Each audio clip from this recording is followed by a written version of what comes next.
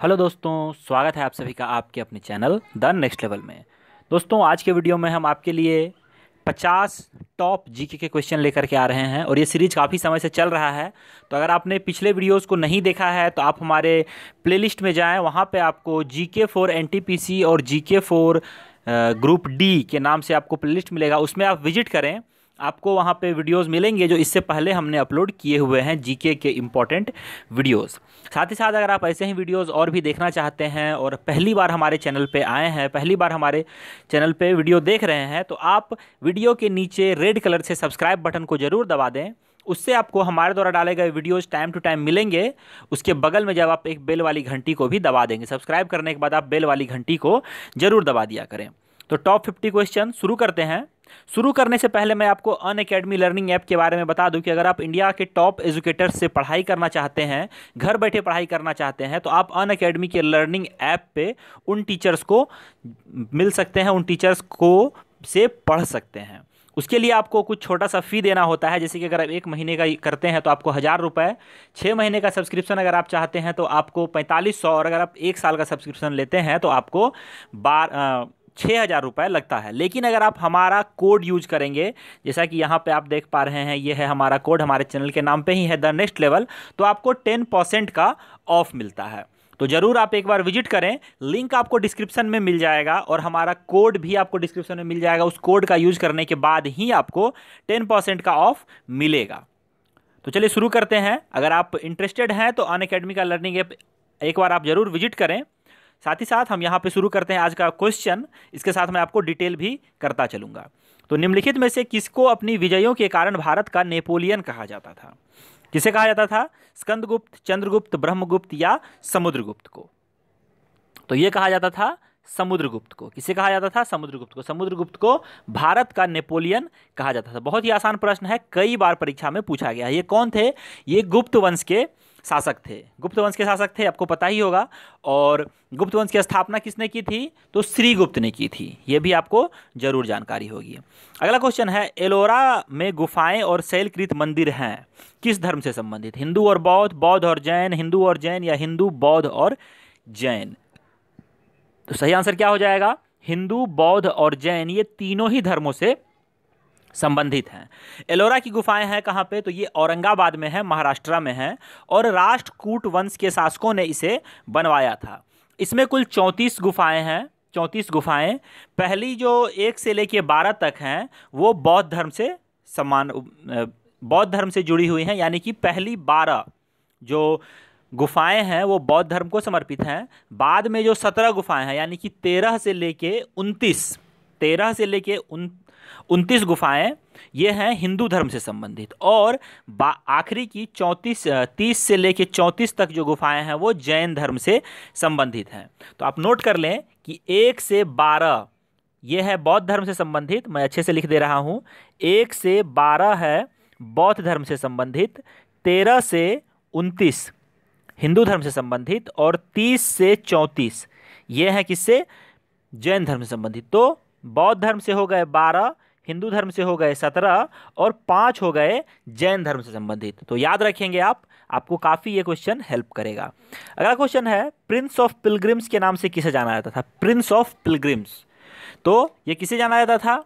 Fahien, Itsing, Hiuen Tsang या मेघस्तनीज? तो ये हम ह्वेनसांग को जानते थे। ह्वेनसांग यानी कि जो विदेशी यात्रा करते थे, जो विदेशी यात्री थे, उनका राजकुमार इसे कहा जाता था। ये हर्षवर्धन के शासनकाल में भारत आया था। इसने एक पुस्तक भी लिखी थी, सीयू की, जो ये भारत में इतने साल रहा, इतने साल घुमा, तो उसी के एक्सपीरियंस पे इसने सीयू की नामक पुस्तक लिखी थी।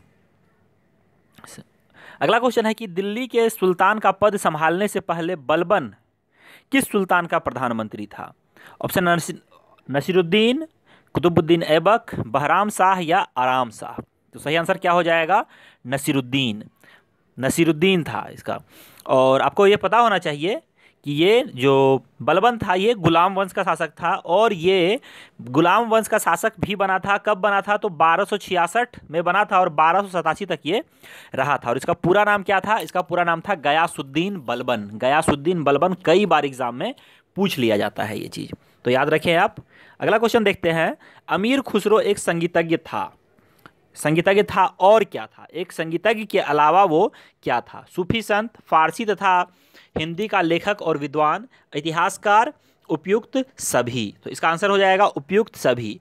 अमीर खुसरो को सूफी संत के तौर पे तो सभी जानते हैं, साथ ही साथ संगीतज्ञ के तौर पे भी जानते हैं। उसके अलावा ये बहुत अच्छे लेखक थे हिंदी और फारसी के, साथ साथ ये इतिहासकार भी थे। चलिए देखते हैं अगला क्वेश्चन कि तालीकोटा की प्रसिद्ध लड़ाई कब हुई थी? तालीकोटा की प्रसिद्ध लड़ाई कब हुई थी? 23 जनवरी 1565। 23 जनवरी 1565। तो यहाँ पे सिर्फ ईयर लिखा हुआ है, तो 1565 किसके किसके बीच हुई थी? तो ये हुई थी दक्कन की सल्तनत और विजयनगर साम्राज्य में। विजयनगर साम्राज्य आपको पता ही होगा, हरिहर और बुक्का ने इसकी स्थापना की थी। तो दक्कन की सल्तनत और विजयनगर साम्राज्य के बीच हुई थी, जिसमें विजयनगर साम्राज्य की हार हो गई थी। और ये तालीकोटा जो है ये वर्तमान में कर्नाटक में पड़ता है, ये भी आप याद रखें। अगला क्वेश्चन है कि शिवाजी ने सूरत को कितनी बार लूटा था? तो शिवाजी ने सूरत को 2 बार लूटा था। कितनी बार लूटा था? 2 बार। कब कब? तो एक लूटा था 1664 में और एक बार लूटा था 1679 में। याद रखें, ईयर भी काफ़ी बार पूछ लिया जाता है। मराठा शासक थे शिवाजी, ये भी आपको पता होना चाहिए। औरंगजेब के शासनकाल में औरंगजेब का इनसे सीधे फाइट होता था, तो उन्हीं को लगभग इन्होंने हर बार लूटा था। अगला क्वेश्चन है कि भारत के किस राज्य का क्षेत्रफल सबसे अधिक है? उत्तर प्रदेश, मध्य प्रदेश, महाराष्ट्र या फिर राजस्थान? तो इसका सही आंसर क्या हो जाएगा?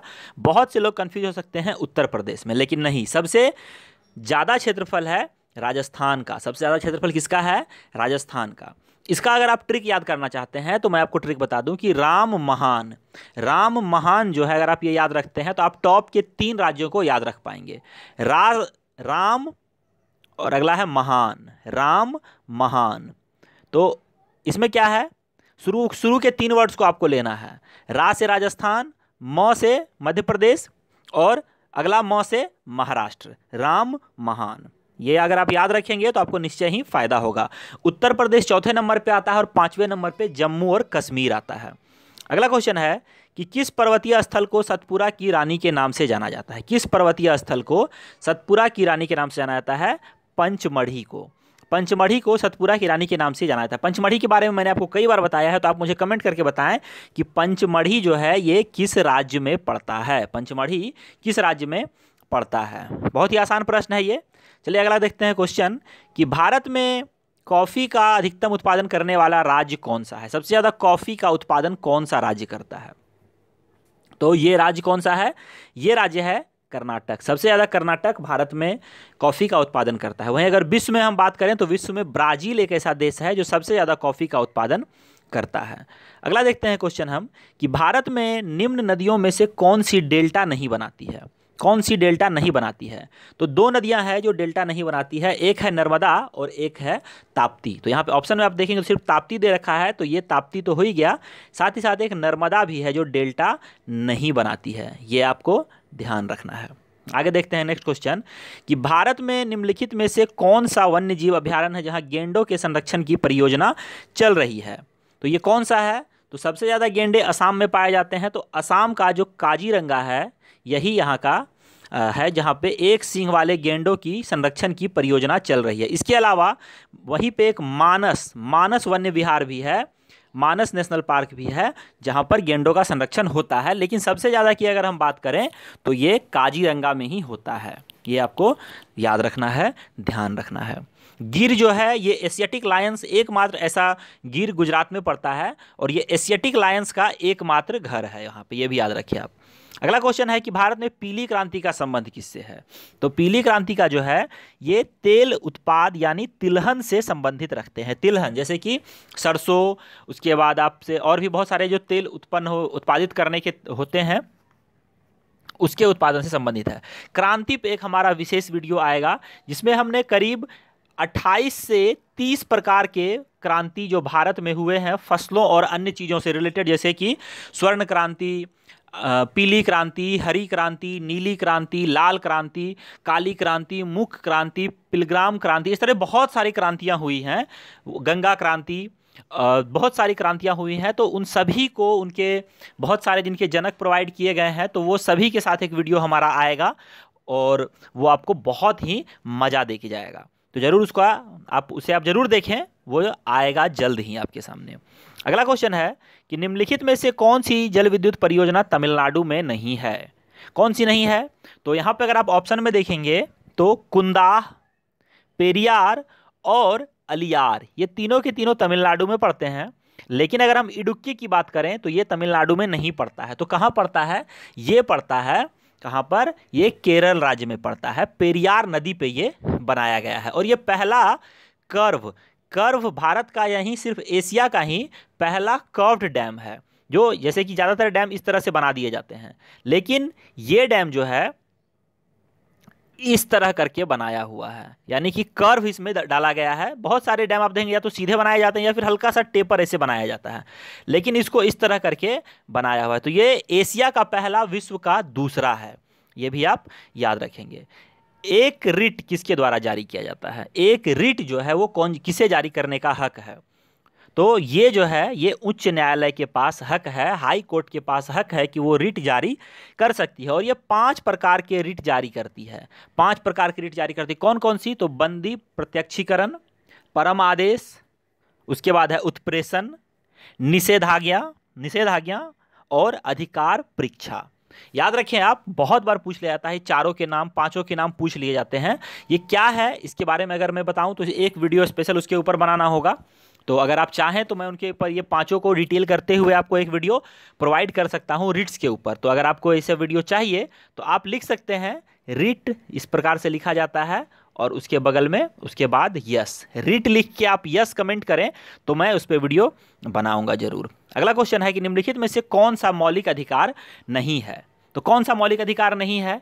तो यहाँ पर अगर आप देखेंगे तो सभी मौलिक अधिकार हैं सिवाय हड़ताल का जो अधिकार है इसका। हड़ताल का कोई अधिकार आपको नहीं दिया गया है कि आप हड़ताल करें।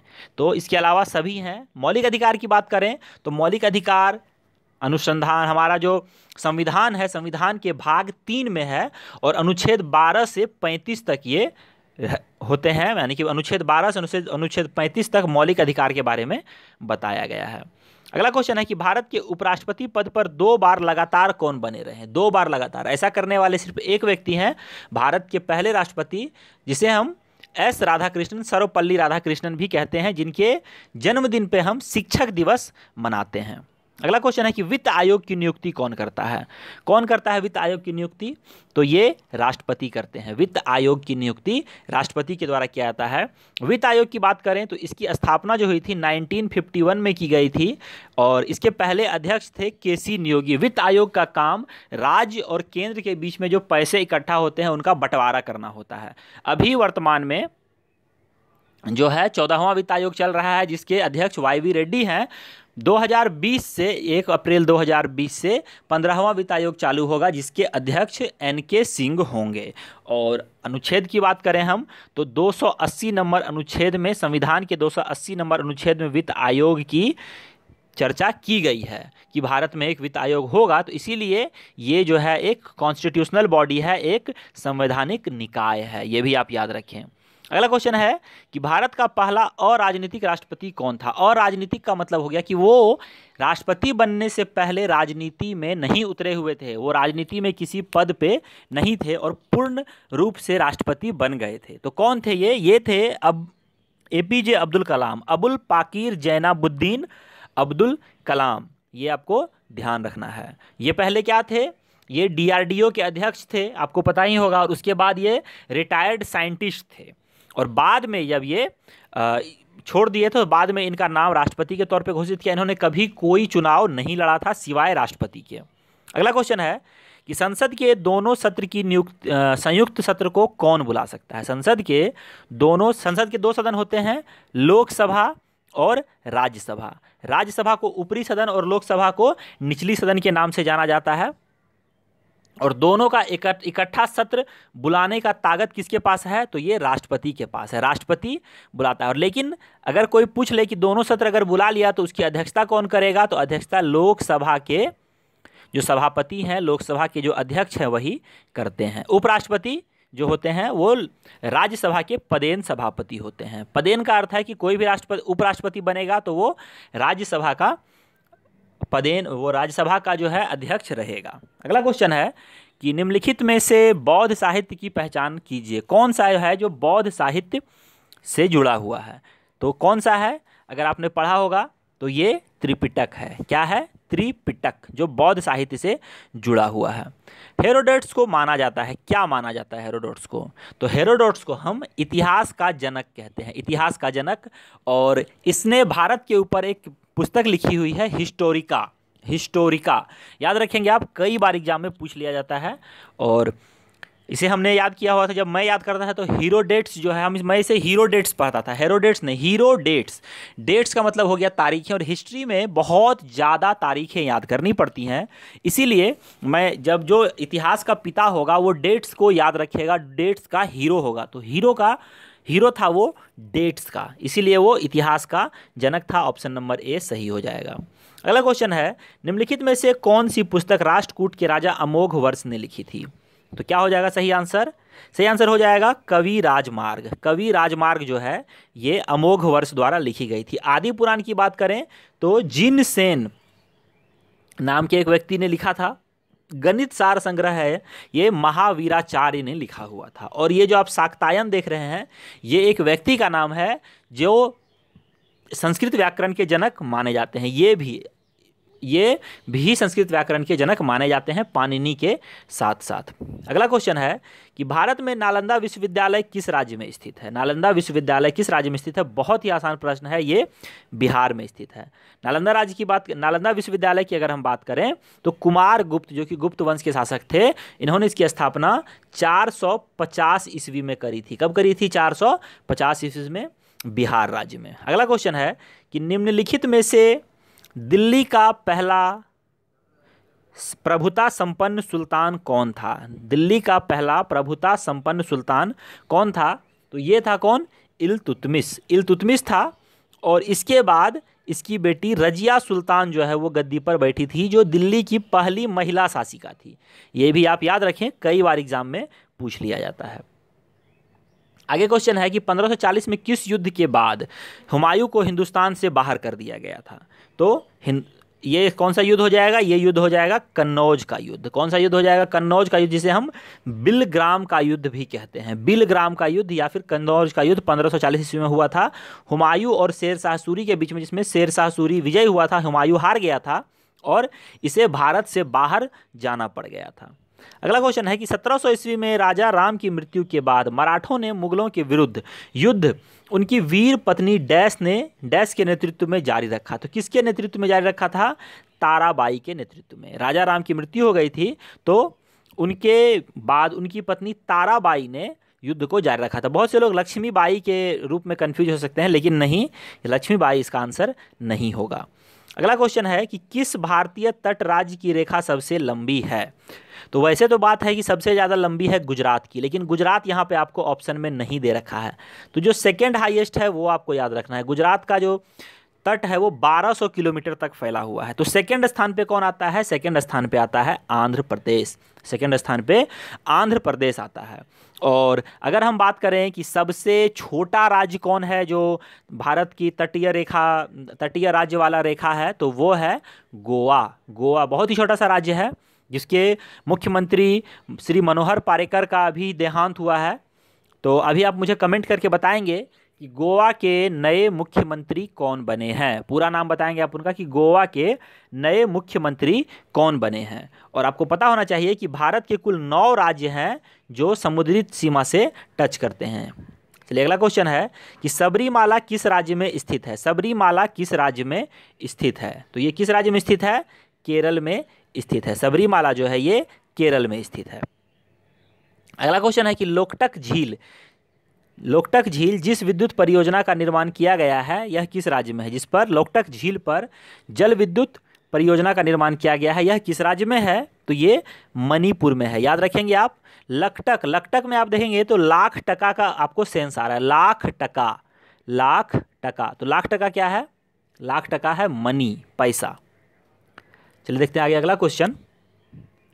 और लकटक झील के बारे में आपको एक चीज़ पता होनी चाहिए कि लकटक झील को तैरता हुआ झील भी कहा जाता है। तैरती हुई झील भी इसे कहा जाता है। अगला क्वेश्चन है कि झूम क्या है? झूम क्या है? तो झूम जो है एक प्रकार की खेती का ये एक प्रकार है। झूम की कृषि, झूम की खेती के नाम से ये प्रसिद्ध है। इसमें क्या होता है कि जो व्यक्ति होते थे, अभी तो इस प्रकार की खेती नहीं होती है, लेकिन पहले के समय में काफ़ी प्रचलित थी ये खेती। घूम घूम कर खेती किया जाता था, घूम घूम कर, और बाद में जब फसल कट जाते थे तो वो उस जगह के फसल को इकट्ठा जो बच जाते थे उसे जला देते थे और उसके बाद उस जगह को छोड़ देते थे। तो जगह बदल बदल के झूम की खेती, झूम की कृषि करने का ये रिवाज था। आगे देखते हैं अगला क्वेश्चन कि कोयले का सबसे बड़ा भंडार किस राज्य में है? कोयले का सबसे बड़ा भंडार किस राज्य में है? तो सही आंसर क्या हो जाएगा? सही आंसर हो जाएगा झारखंड। झारखंड में धनबाद, झरिया, ये सब जो एरिया है काफ़ी ज़्यादा यहाँ पे कोयला, और सबसे ज़्यादा कोयला जो है ये दामोदर घाटी के क्षेत्र में, दामोदर वैली जो है, दामोदर वैली, इसके आसपास के क्षेत्रों में काफ़ी ज़्यादा कोयला मिलता है और ये क्षेत्र झारखंड में ही पड़ता है। और वही दामोदर वैली ही जो कुछ क्षेत्र इसका बंगाल में भी इन करता है, तो वहाँ पर भी जो है रानीगंज, फिर उसके बाद आसनसोल, इन सब एरिया में भी आपको कोयले के अच्छे खासे भंडार मिल जाते हैं। लेकिन झारखंड में पूरा झारखंड ही कोयले के भंडार से भरा पड़ा है। अगला क्वेश्चन है कि भारत में सबसे ऊंचा गुरुत्वीय बांध भाखड़ा किस नदी के ऊपर बना हुआ है? सबसे ऊंचा ये गुरुत्वीय बांध है। सबसे ऊंचा बांध की बात करें तो टिहरी डैम है, टिहरी बांध है जो भागीरथी नदी पर है, लेकिन सबसे ऊंचा गुरुत्वीय बांध जो है वो भाखड़ा बांध है। और ये किस नदी पर है? ये पहले बता दूं कि ये हिमाचल प्रदेश में बना हुआ है, सतलज नदी पर। किस नदी पर है? सतलज नदी पर। आगे देखते हैं नेक्स्ट क्वेश्चन कि सरकार द्वारा लगाए गए अवरोधों को हटाना क्या कहलाता है? सरकार द्वारा लगाए गए अवरोध जो हैं, अगर हम उन्हें हटाते हैं, हम तो नहीं हटा सकते हैं, लेकिन अगर उन्हें हटाया जाता है तो उसे क्या कहा जाता है? तो उसे कहा जाता है उदारीकरण। उदारीकरण, सरकार अगर उन अवरोधों को हटाती है तो वो उदारीकरण कहलाती है। आगे देखते हैं अगला क्वेश्चन। वैश्वीकरण का अर्थ है कि ग्लोबलाइजेशन, विश्व में फैलाव करना। और वहीं निजीकरण की बात करें तो जैसे सरकारीकरण होता है, जिसे हम कहते हैं नेशनलाइजेशन, तो उसी प्रकार से निजीकरण होता है किसी भी सरकारी चीज़ का निजीकरण हो जाना, उन्हें निजी बेचना। जैसे अभी IDBI बैंक जो है, आपने सुना होगा कि वो निजीकरण हो गई, अब वो प्राइवेट बैंक की श्रेणी में आ गई है। अगला क्वेश्चन है कि अनुच्छेद 1 में भारत को क्या कहा गया है? अनुच्छेद 1 में भारत को क्या कहा गया है? क्या कहा गया आपको अगर आपने पढ़ा होगा तो? भारत राज्यों का संघ, भारत राज्यों का संघ है ये कहा गया है। दोस्तों बहुत अच्छे अच्छे क्वेश्चन हैं। अगर आपको क्वेश्चन पसंद आ रहे हैं तो वीडियो को लाइक ज़रूर कर दें, लाइक ज़रूर कर दें और शेयर करना ना भूलें, अपने सभी साथियों में से शेयर कर दें। और ऐसे ही वीडियोज़ देखने के लिए चैनल को सब्सक्राइब भी आप जरूर कर लें। अगला क्वेश्चन है कि भारतीय संविधान की रचना के समय संविधान सभा का संवैधानिक सलाहकार कौन था? संवैधानिक सलाहकार कौन था संविधान सभा का? तो ये थे BNR, यानी कि BNR राव। BN राव थे ये संविधान सभा के अध्यक्ष। सलाहकार। संविधान सभा के अध्यक्ष राजेंद्र प्रसाद थे। ड्राफ्टिंग कमेटी के अध्यक्ष जो थे, जो ड्राफ्टिंग कमेटी के अध्यक्ष थे BR अम्बेडकर, जिन्होंने ही लिखा था संविधान। ये भी आपको याद रखना है।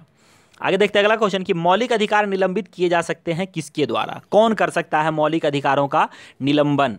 तो ये कर सकते हैं भारत के पहले नागरिक। जो भारत के पहले नागरिक होंगे वो इसे निलंबित कर सकते हैं। तो भारत के पहले नागरिक कौन होते हैं? राष्ट्रपति। लेकिन ये हमेशा नहीं कर सकते हैं, ये भी जब आपातकाल की आएगी स्थिति उसी समय ये निलंबित कर सकते हैं। और आपातकाल की 3 प्रकार की स्थितियां आती हैं, जिसके बारे में 352, 356 और 360 में चर्चा की गई है। आगे देखेंगे कि कतिपय मौलिक अधिकार नहीं दिए, यानी कि कभी भी मौलिक अधिकार नहीं दिए जाते हैं। किसे? तो भारत में मौलिक अधिकार किसे नहीं दिया जाएगा? तो जो विदेशी आते हैं उन्हें मौलिक अधिकार नहीं दिया जाता। उसके अलावा अगर कोई दिवालिया व्यक्ति है तो उसे भी मौलिक अधिकार है। जो असाध्य रोगों से ग्रसित है उसे भी मौलिक अधिकार है। और राजनीतिक पीड़ितों को भी मौलिक अधिकार दिया जाता है। लेकिन अगर कोई विदेशी आता है तो उसे भारत के मौलिक अधिकार नहीं दिए जाते हैं, क्योंकि वो भारतीय नागरिक नहीं है। मौलिक अधिकार जो है ये भारतीय नागरिकों के लिए है। विदेशियों के लिए अलग अधिकार हैं, लेकिन मौलिक अधिकार उसे नहीं कहा जाता है। मौलिक अधिकार याद रखेंगे सिर्फ और सिर्फ भारतीयों के लिए ही है। और मौलिक अधिकार की अगर हम बात करें तो मैंने ऊपर भी बताया था कि ये भाग 3 में है और ये अनुच्छेद 12 से 35 तक है। अगला क्वेश्चन है कि राष्ट्रपति द्वारा दोनों सदनों के लिए कुल कितने सदस्यों को नामित किया जाता है? तो दोनों सदन यानी कि लोकसभा और राज्यसभा। तो आपको पता होना चाहिए कि 12 सदस्यों की नियुक्ति राज्यसभा में की जाती है और 2 सदस्यों की नियुक्ति लोकसभा में की जाती है। टोटल हो गए 14। 12 इंडियंस की नियुक्ति करी जाती है और 2 जो है वो आंग्ल भारतीयों की नियुक्ति की जाती है। तो कितने हो गए ये? टोटल हो गए 14। और जो 12 व्यक्ति होते हैं ये भारतीय होने चाहिए और भारत के किसी न किसी क्षेत्र से जुड़े होने चाहिए, या फिर जैसे वो किसी साहित्य से जुड़े हो, किसी खेल से जुड़े हो, या फिर कोई सी भी अच्छे कार्य से जुड़े हुए हो। जैसे कि अभी सचिन तेंदुलकर और रेखा, इसके अलावा और भी बहुत सारे ऐसे लोग हैं जो राज्यसभा में नामित हैं। अगला क्वेश्चन है कि राष्ट्रपति संविधान के किस अनुच्छेद के अंतर्गत राष्ट्रीय आपात की स्थिति घोषित कर सकता है? अब यहाँ पे है राष्ट्रीय आपात। मैंने आपको बताया था 352, 356, 360, तो ये आपातकाल की स्थिति है, लेकिन उन्हें मैंने डिफाइन नहीं किया था क्योंकि मुझे आगे पता था कि क्वेश्चन आना है, मैं उसमें आपको डिफाइन करूंगा। तो देखिए, अगर 352 आपसे पूछ लिया जाए तो 352 राष्ट्रीय आपात की स्थिति होती है, यानी कि इसका आंसर यही हो जाएगा, राष्ट्रीय आपात। 356 की अगर हम बात करें तो ये किसी राज्य में लगाया जाता है अगर वहाँ का जो शासन तंत्र है वो फेल हो जाए। अगर किसी राज्य का शासन तंत्र फेल हो जाए, जैसे कि वहाँ के मुख्यमंत्री इस्तीफा दे दें, जैसे अभी जम्मू कश्मीर में चल रहा, महबूबा मुफ्ती के इस्तीफा देने के बाद वहाँ पे राष्ट्रपति शासन लगा हुआ है, धारा 356 लगा हुआ है वहाँ पे। ऐसे ही अगर कहीं भी वहाँ का जो राष्ट्रपति, वहाँ के जो मुख्यमंत्री हैं वो पद नहीं संभाल पाते हैं तो उस राज्य में धारा 356 लग जाता है। और एक और है 362 जिसे वित्तीय आपात कहा जाता है। अगला क्वेश्चन है कि संसद के दोनों सदनों के बीच गतिरोध में संयुक्त अधिवेशन की अध्यक्षता कौन करता है? ये मैंने ऊपर ही आपको एक्सप्लेन कर दिया था कि दोनों सदन यानी कि लोकसभा और राज्यसभा, तो इसे बुलाते हैं राष्ट्रपति, लेकिन इसकी अध्यक्षता कौन करते हैं? ये करते हैं लोकसभा अध्यक्ष। और अभी वर्तमान में लोकसभा अध्यक्ष कौन है? सुमित्रा महाजन हैं लोकसभा अध्यक्ष। लोकसभा के पहले अध्यक्ष कौन थे? तो गणेश वासुदेव मावलंकर थे, गणेश वासुदेव मावलंकर। और पहले महिला कौन थी? पहली महिला तो वो थी मीरा कुमार। अभी से पहले, अभी सुमित्रा महाजन एक महिला है, इनसे पहले जो लोकसभा की अध्यक्ष थी वो कौन थी? मीरा कुमार थी। और मीरा कुमार ने अभी जब रामनाथ कोविंद बने थे हमारे देश के राष्ट्रपति, तो इनके ऑपोजिट खड़ी हुई थी मीरा कुमार, ये भी आप याद रखें। अगला क्वेश्चन है, बौद्ध धर्म ने समाज के 2 वर्गों को अपने साथ जोड़कर एक महत्वपूर्ण प्रभाव छोड़ा है, ये कौन से वर्ग थे? तो बौद्ध धर्म ने किन 2 वर्गों को अपने साथ जोड़ा था? तो वो थी, एक थे स्त्री और एक थी शूद्र, यानी कि स्त्रियां और शूद्रों को इन्होंने अपने साथ जोड़ा था और ये काफ़ी महत्वपूर्ण प्रभाव इनके ऊपर छोड़ गया था। अगला क्वेश्चन है कि गुप्त साम्राज्य के दरबार में भेजा गया यूनानी राजपूत कौन था? यूनानी राजपूत कौन था? राजपूत नहीं, राजदूत। तो ये था मेगस्थनीज, जिसने इंडिका नामक पुस्तक भी लिखी हुई थी। और सेल्यूकस निकेटर जो है ये नेपोलियन का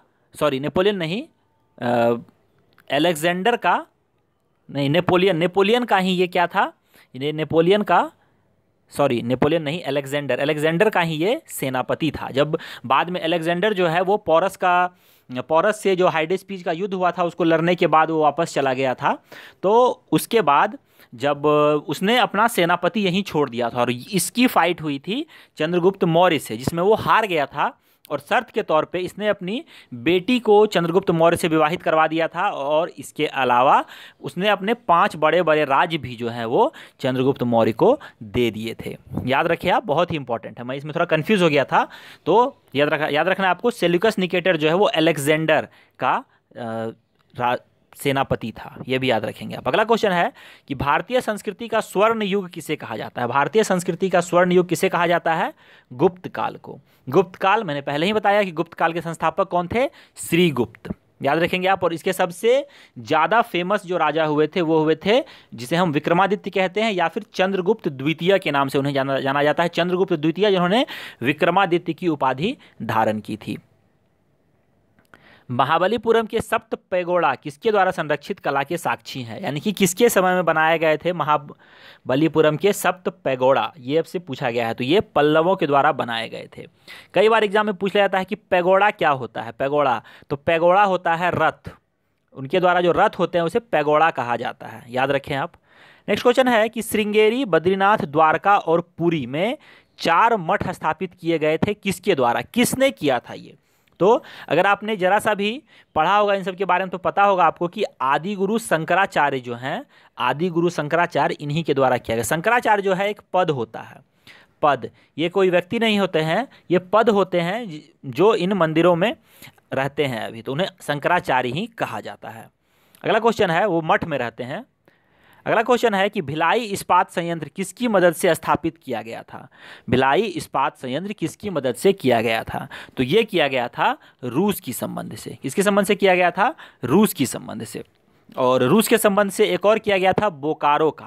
तो इसीलिए एक ट्रिक ऐसा मैंने बनाया हुआ है कि अगर आप बोकारो की भलाई करोगे तो वो रूस जाएगा, रूस जाएगा यानी कि रूठ जाएगा। तो बोकारो की भलाई करने पे वो रूस जाता है। राउरकेला जो है ये जर्मनी, राउरकेला का जो प्लांट है वो जर्मनी की मदद से स्थापित किया गया था। अगला क्वेश्चन है कि ताप विद्युत परियोजनाओं के संदर्भ में निम्नलिखित में कौन सा जोड़ा सही है? कौन सा जोड़ा सही है? तो यहाँ पर अगर आप देखेंगे तो कोरबा जो है ये छत्तीसगढ़ में है, कोरबा का जो है ये छत्तीसगढ़ में है, तो ये गलत हो गया। और रामगुंडम, रामगुंडम जो है ये कहाँ पर है? तो ये तमिलनाडु में नहीं है, ये कहाँ पर है? तेलंगाना में है, तो ये भी गलती हो गया। तलचर आंध्र प्रदेश में है, तो ये भी नहीं है, ये है उड़ीसा में। तलचर जो है ये उड़ीसा में है। तो एट द एंड बचा कावास, तो ये गुजरात में है, ये सही आंसर हो जाएगा। आगे देखते हैं अगला क्वेश्चन कि निम्न में से कौन सा कर प्रत्यक्ष कर है? निम्नलिखित में से कौन सा कर प्रत्यक्ष कर है? कर दो प्रकार के होते हैं, मैंने आपको बताया है, प्रत्यक्ष कर और एक अप्रत्यक्ष कर। प्रत्यक्ष कर जो आपको खुद सामने से पे करना होता है, अप्रत्यक्ष कर आपको इनडायरेक्टली दे देना होता है, आपको पता नहीं चलता लेकिन आप दे रहे होते हैं। तो इसमें सही आंसर क्या हो जाएगा? ऑप्शन नंबर सी, धन कर, वेल्थ टैक्स जो आप देते हैं। इसके अलावा विक्रय कर, उत्पाद कर, मनोरंजन कर, जीएसटी, वैट, ये सभी क्या होते हैं? अप्रत्यक्ष कर। इसके अलावा wealth tax, property tax, income tax, ये सभी क्या होते हैं? प्रत्यक्ष कर। आगे देखते हैं हमारा आखिरी क्वेश्चन कि राष्ट्रीय आय निकालने के लिए एनएनपी में से क्या घटाया जाता है? नेट नेशनल प्रोडक्ट में से क्या घटाएंगे जो वो ग्रॉस नेशनल प्रोडक्ट हो जाएगा? तो उसमें से हम घटाते हैं अप्रत्यक्ष कर। अगर हम अप्रत्यक्ष कर घटा दें तो वो जो मेरे पास शेष राशि आती है वो हो जाती है ग्रॉस नेशनल प्रोडक्ट। तो दोस्तों यही समाप्त हो गए हमारे 50 क्वेश्चन। आई होप आपको ये अच्छा लगा होगा। अगर वीडियो अच्छा लगा तो वीडियो को लाइक जरूर करें और चैनल को सब्सक्राइब नहीं किया है तो सब्सक्राइब कर लें, और उसके बाद इस वीडियो को अपने सभी साथियों में फेसबुक, व्हाट्सएप पे शेयर कर दें ताकि वो सभी इसे देख लें और इस वीडियो का फ़ायदा उठा सकें। हम मैथ के वीडियोस भी ला रहे हैं, तो आप मैथ के वीडियोस भी जरूर देखें। आपको सभी क्वेश्चन जो आरआरबी के प्रीवियस ईयर एग्जाम से पूछे गए उन्हें सॉल्व करवाया जा रहा है। तो दोस्तों इस वीडियो में इतना ही, लेता हूँ आपसे विदा। जय हिंद, जय भारत, वंदे मातरम।